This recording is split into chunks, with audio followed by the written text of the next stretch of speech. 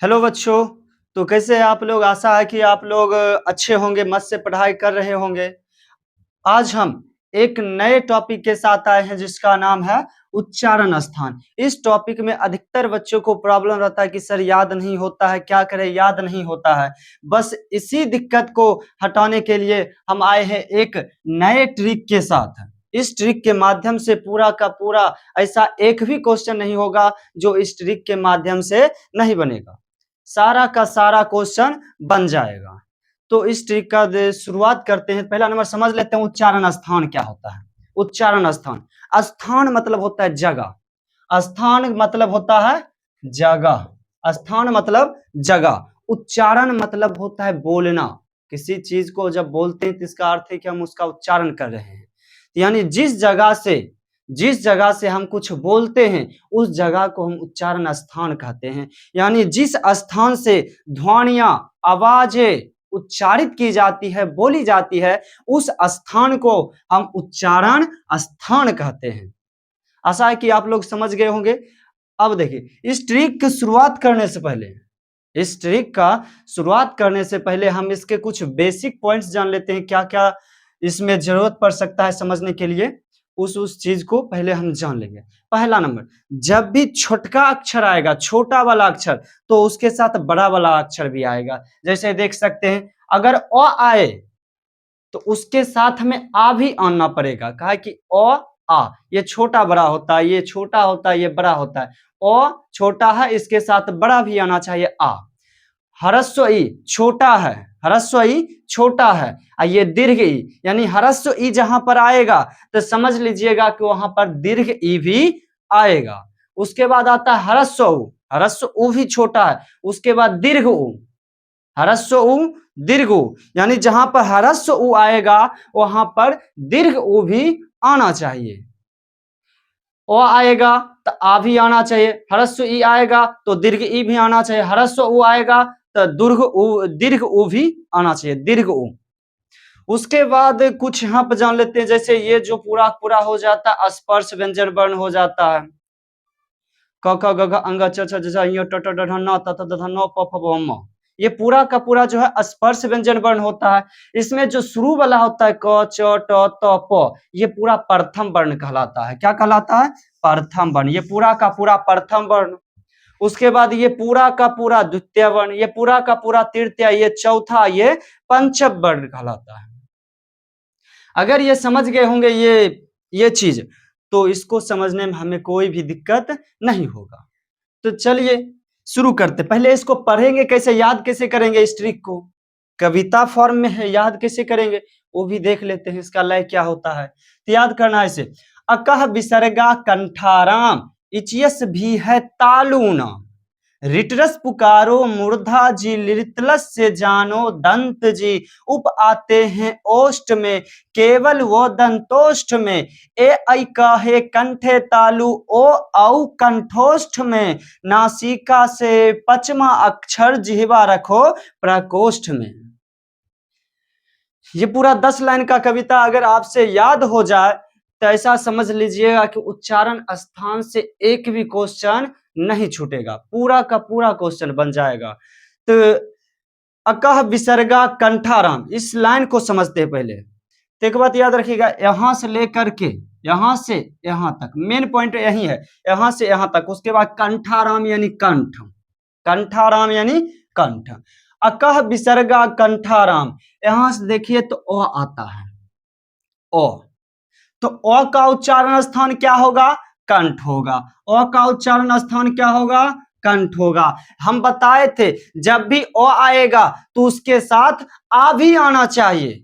जब भी ओ आएगा तो उसके साथ आ भी आना चाहिए। तो ओ है तो इसके साथ आ भी आएगा, तो आ का भी उच्चारण स्थान क्या होगा? कंठ होगा। उसके बाद क, एक बात याद रखिए, जब भी क आएगा, जब भी चौ आएगा, जब भी टो आएगा, जब भी तो आएगा, जब भी पो आएगा, समझ लीजिएगा क वर्ग, चौ वर्ग, ट वर्ग, त वर्ग, प वर्ग। वर्ग मतलब होता है कि उस वर्ग में जितना भी है, मतलब इसमें जितना भी है वह पूरा पूरा चलाएगा। क वर्ग यानी क ख ग घ अंगो, च वर्ग यानी च छ ज झ ञ, ट वर्ग यानी ट ठ ड ढ न, त वर्ग यानी त थ द ध न, प वर्ग यानी प प ब भ म।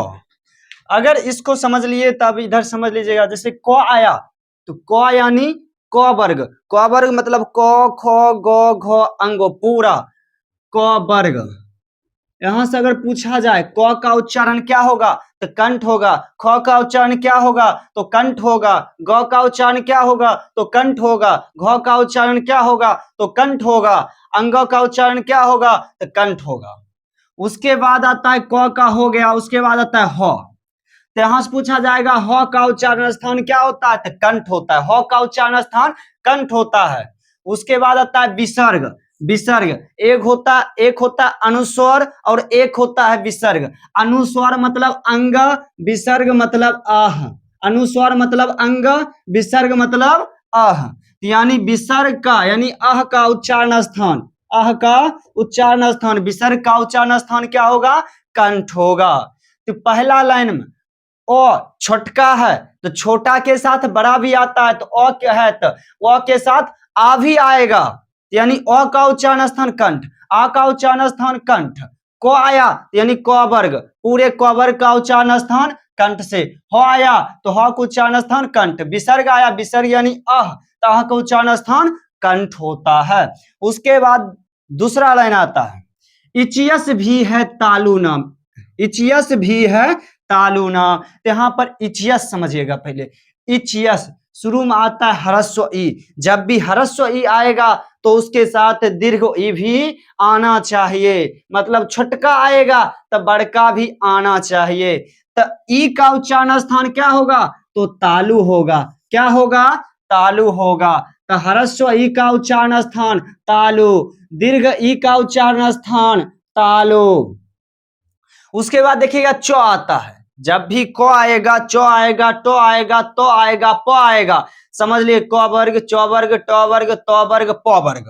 तो च आया तो पूरा च वर्ग, यानी पूरे च वर्ग का उच्चारण स्थान क्या होगा तो तालु होगा। च वर्ग यानी च छ ज झ इयो, पूरे च छ ज झ इयो का जो उच्चारण स्थान होगा वह तालु होगा।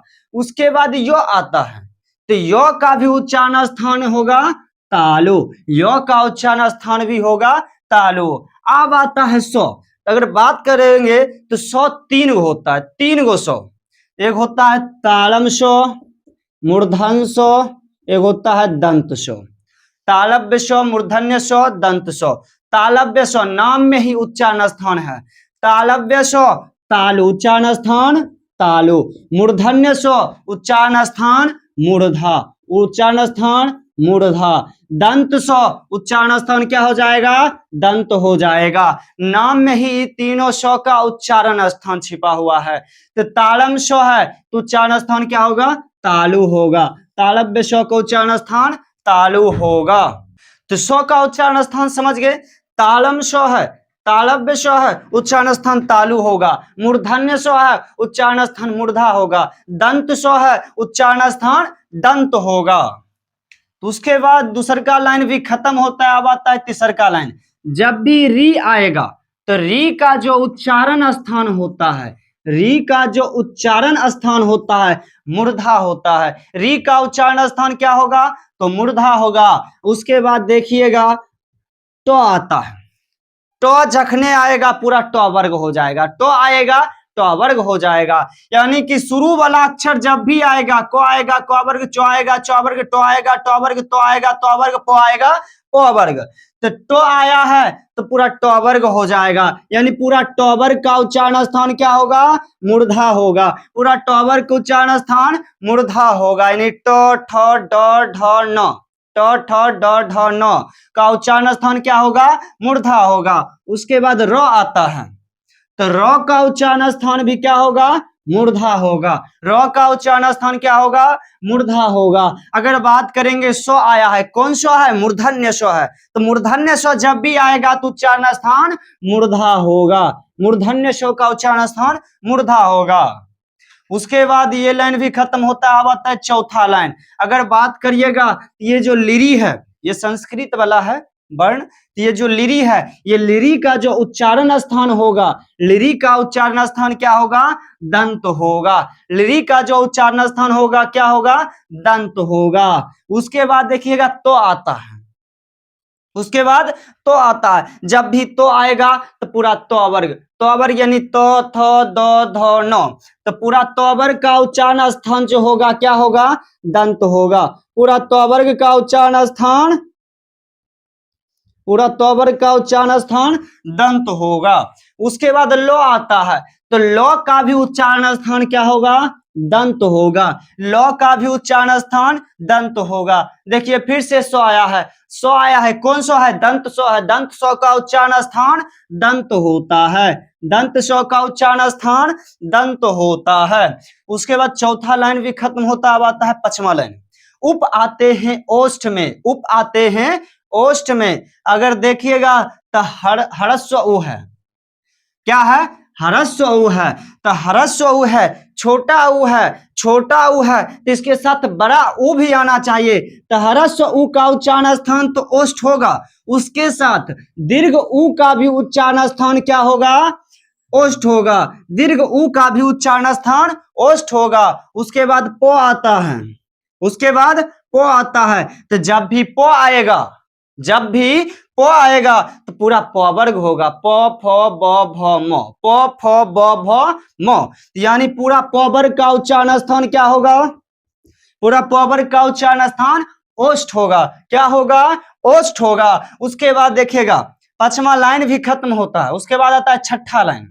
केवल वो दंतोष्ठ में, केवल वो दंतोष्ठ में मात्र एक ऐसा वो है, वो योरलो वो, मात्र एक ऐसा वो है जिसका उच्चारण जो होता है दंतोष्ठ यानी दंत और ओष्ठ, दंत और ओष्ठ दोनों से होता है। तो वो का उच्चारण स्थान कहां से होगा? दंत और ओष्ठ दोनों से, यानी दंतोष्ठ से। दंतोष्ठ का मतलब होता है, दंतोष्ठ का मतलब होता है दंत और ओष्ठ, दंत और ओष्ठ दोनों होता है, दंत और ओष्ठ दोनों होता है। छठा लाइन भी खत्म हुआ। अब आता है सातवां लाइन। ए ऐ क हे कंठे तालु, ए ऐ क हे कंठे तालु। यहां पर ए का और आई का, ये दोनों का उच्चारण स्थान जो होगा कंठ और तालु से होगा, कंठ और तालु से होगा, यानी कंठ तालव्य, कंठे तालु, कंठ तालु, जो भी बोल ले आप। ए आई का जो उच्चारण होगा क्या होगा? कंठे तालु होगा। ए और उसके बाद आय, ए आई का उच्चारण क्या होगा? कंठ तालव्य होगा, कंठे तालु होगा। समझ गए इतना बात? उसके बाद आठवां लाइन आता है औ कंठोष्ठ में, यानी ओ और औ का जो उच्चारण होगा कंठोष्ठ यानी कंठ और ओष्ठ दोनों से। ओ औ का उच्चारण कहां से होगा? कंठोष्ठ से होगा, यानी ओ उच्चारण जो होगा कंठोष्ठ से होगा। ओ औ का उच्चारण कहां से होगा? कंठोष्ठ से होगा। करेंगे कंठ और ओष्ठ दोनों, कंठोष्ठ को अगर अलग अलग करते हैं होता है कंठ और ओष्ठ, कंठ और ओष्ठ दोनों, कंठ और ओष्ठ दोनों, कंठ और ओष्ठ दोनों। उसके बाद देखिएगा आठवां लाइन भी खत्म होता है। उसके बाद नौवां लाइन आता है, इसको बोलते हैं नास, पांचवा अक्षर नासिका यानी नाक, और नाक से 5 गो यानी कुल मिला 6 अक्षर बोला जाता है, लेकिन यहाँ पर 5 गो अक्षर जो होता है पांचवा अक्षर, यानी ये सब जो है पांचवा अक्षर, पहला अक्षर, दूसरा अक्षर, तीसरा, पांचवा अक्षर अंगा इया, अंगा इया न न म, अंगा इया न न म, ये पांचों जो है कहां से बोला जाता है? नासिका से बोला जाता है। कहां से बोला जाता है? नासिका से। क्या? अंग इयो न। एक और चीज इसमें ऐड कर लीजिएगा, अंग यानी अनुस्वर। अनुस्वर का भी उच्चारण स्थान क्या होता है? नासिका होता। अंग यानी अनुस्वर, ब्रैकेट में लिख देते हैं अनुस्वर। अनुस्वर का उच्चारण कहां से होगा? तो नासिका से होगा। नासिका से पचमा अक्षर, ये पहला अक्षर हुआ, ये दूसरा अक्षर हुआ, ये तीसरा, ये चौथा, ये पचमा, ये अंग इय न न म, ये पचमा अक्षर हुआ। और जितना भी पचमा अक्षर आता है उसका उच्चारण कहां से होगा? नासिका से होगा। उसके बाद आता है देखो प्रकोष्ठ में, यानी कि जो जीभ जो है हमारे मुख के अंदर रहता है और सिर्फ उच्चारण में सहायता करता है, इससे उच्चारित नहीं होता है, सिर्फ उच्चारण में सहायता करता है, मदद करता है। तो 9 लाइन, ये 9 लाइन और एक्स्ट्रा में एक अंग बताए, इसको बढ़िया से नोट कर लीजिएगा। जो अनुस्वर यानी अंग का जो उच्चारण स्थान होता है, नासिका होता है, इस ट्रिक से बाहर चल जाता है, तो इसको नोट कर लीजिएगा। उसके बाद अब जितना भी क्वेश्चन पूछा जाएगा तो इसी सब से पूछा जाएगा, इससे बाहर एक भी क्वेश्चन नहीं पूछा जाएगा उच्चारण स्थान से। आशा है कि ये पूरा ट्रिक समझ गए होंगे। एक बार फिर से पढ़ के बता देते हैं कैसे पढ़ना है। अकः विसर्गा कर नाम रिटरस पुकारो मूर्धा जी, लिटलस से जानो दंत जी, उप आते हैं ओष्ठ में केवल वो तालु ओ औ कंठोष्ठ में, नासिका से पचमा अक्षर जिह्वा रखो प्रकोष्ठ में।